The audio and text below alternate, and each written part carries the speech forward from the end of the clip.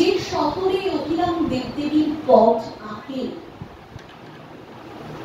সেখানে কারোর কাছে তার পূর্ব পরিচয় ছিল না।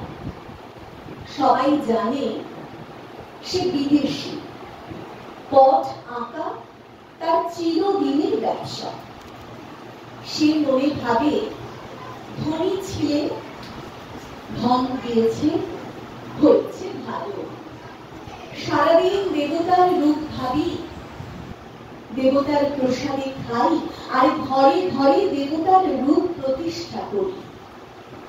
আমার এই মান কে কাটতে পারে? এমন সময় দেশের রাজমন্ত্রী মারা গেল। বিদেশ থেকে নতুন এক মন্ত্রীকে রাজা আদর করে আনলেন। তাই নিয়ে সেদিন শহরে খুব ধুম।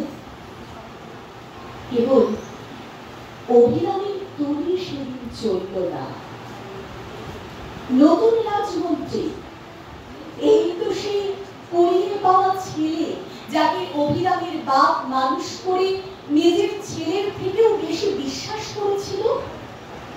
সেই বিশ্বাসী হলো শীত কাঠি।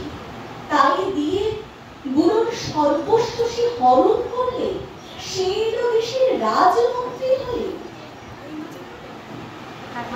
অভিরাম যেভাবে পথ আঁকে সেটাই তার ঠাকুর ঘর। সেখানে গিয়ে হাত জোর করে বললে, এই জন্য এতকাল রেখায় রেখায় রঙে রঙে তোমাকে স্মরণ করে এলেন। এতদিনে বর দিলে কি এই অপমান? এমন সময় রথের মেলা বসল। সেই দিন নানা দেশের নানা মানুষ তার পথ কিনতে এলো।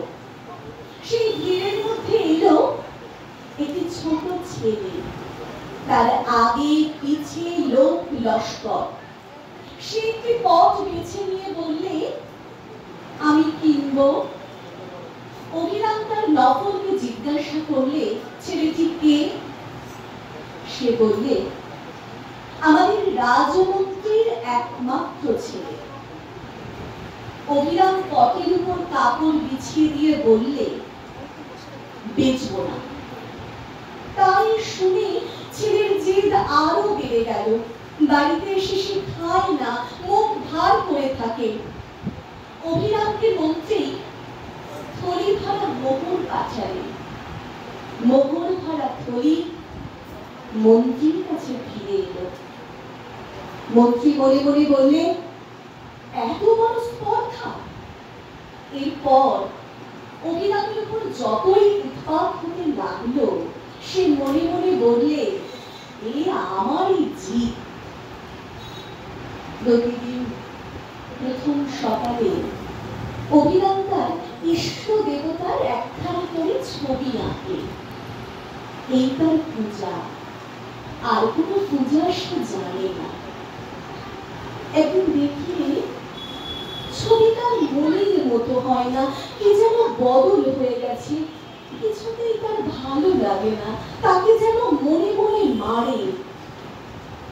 দিনে দিনে সেই সূক্ষ্ম বদল আরো স্থূল হয়ে যেতে লাগলো। একদিন হঠাৎ চমকে উঠে বললে, বুঝতে পেরেছি। আজ সে স্পষ্ট দেখলে দিনে দিনে তার দেবতার মুখ মন্ত্রীর মুখের মতো হয়ে উঠেছে। তুলি মাটিতে ফেলে দিয়ে বললে, মন্ত্রীর জিদ হলো। সেই দিনই পথ নিয়ে অভিরাম মন্ত্রীকে গিয়ে বললে, এই নাও সেই পথ, তোমার ছেলেকে দিও।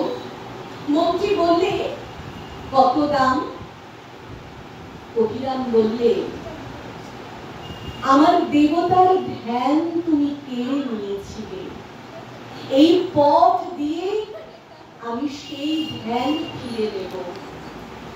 মন্ত্রী কিছুই বুঝতে পারল না। নমস্কার।